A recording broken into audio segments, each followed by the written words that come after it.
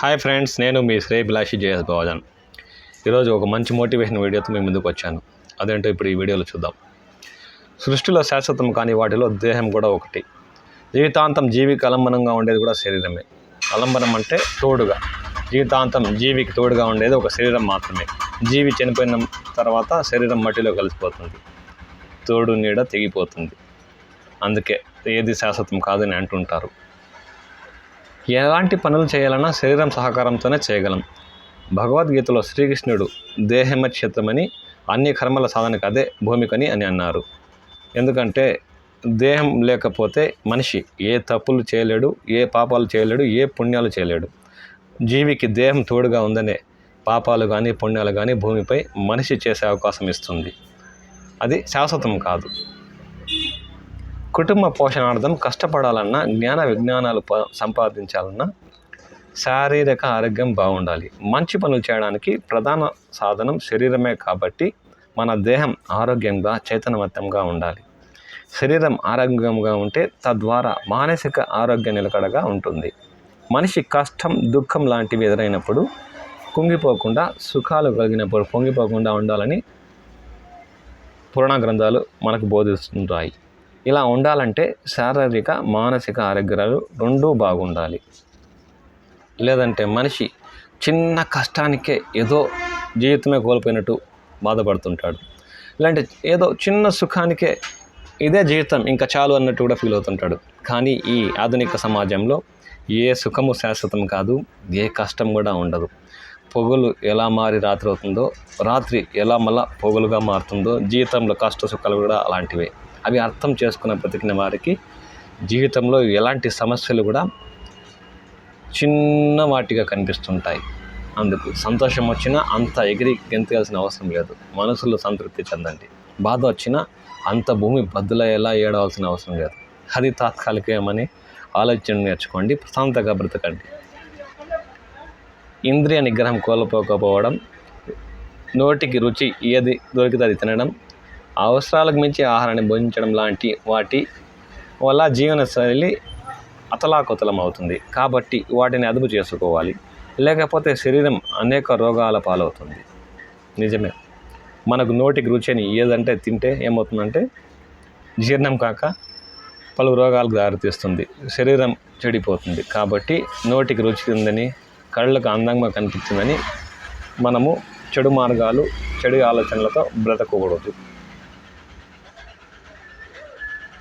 పెద్దలు మితం హాయి, అతి హాని అంటారు. మితంగా ఏది తీసుకున్నా హాయిగానే మనిషికి ఉంటుంది. ఏది ఓవర్గా చేసినా అది మనకు చెడు లక్షణాలు వంట పట్టిస్తుంది. కాబట్టి మితం హానిస్తుంది, అతి హాని కలిగిస్తుంది. ఆరోగ్యాన్ని మించిన భాగ్యం మరేది ఉండదు కదా. అలాగే భక్తి పేరుతో మితిమీరిన ఉపవాసాలతోనూ, పంతాలు పట్టింపులతో అలిగి నిరాహారంతో అంటే ఆహారం తీసుకోకుండా ఉన్నా నీరసించిపోయి మనకు వచ్చే ఆలోచనలు కూడా నీరసంగానే ఉంటాయి. మన అభివృద్ధికి అవి అడ్డుగోడలుగా మారుతుంటాయి. ఏది ఒక పద్ధతిగా బ్రతికిగానే మనిషి జీవితం ఆనందదాయకంగా మనం చేసుకోగలుగుతాం. చిన్న చిన్న ప్రతికూల భావనలు కలిగినప్పుడు కుంగి ఆత్మహత్యలు చేసుకోవాలనే ఆలోచన వస్తుంది. కానీ తెగింపు మాత్రం వెంటనే రాదు. అలాంటప్పుడే తన నిర్ణయం ఎంతవరకు సమంజసమో ఆలోచించాలి. ఈ చిన్న సమస్యకు ఎంత అపురూపమైన మానవ జీవితాన్ని అర్ధాంతరంగా అంతం చేసుకోవడం ఎంత మాత్రం నిజం, మంచిది, సమంజసమని మనం ఆలోచించుకోవాలి.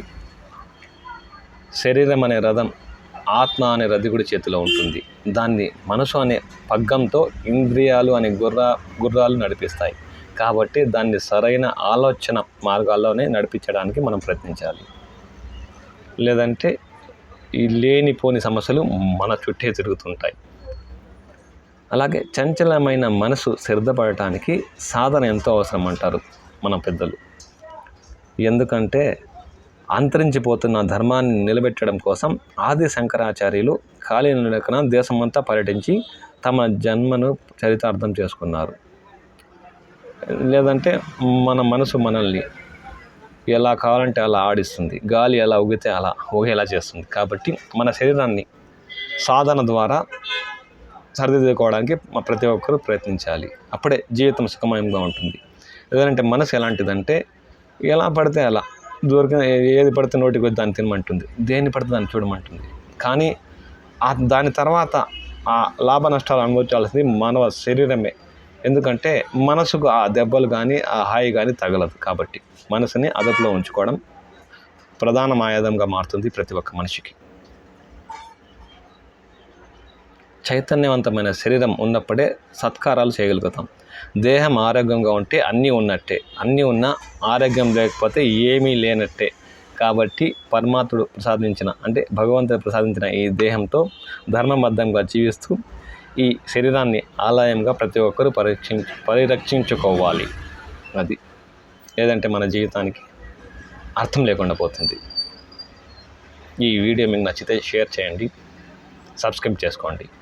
మరిన్ని మంచి వీడియోలతో మేము ముందుకు వస్తాను. ధన్యవాదాలు.